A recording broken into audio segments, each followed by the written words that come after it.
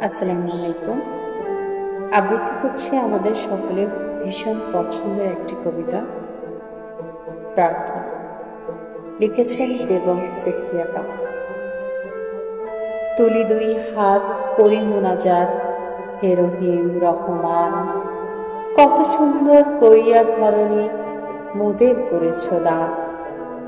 গাছে ফুল ফল, নদী ভরা জল, পাখির কণ্ঠে গান, সকলই তোমার দান। মাতা পিতা ভাই বোন ও স্বজন, সব মানুষেরা সবাই আপন, কত মমতায় মধুর করিয়া করিয়া দিয়াছ প্রাণ। তাই যেন মোরা তোমারে না ভুলি, সরল সহজ সৎ পথে চলি। কত ভালো তুমি, কত ভালোবাসো, নিয়ে যাই এই গান। ধন্যবাদ।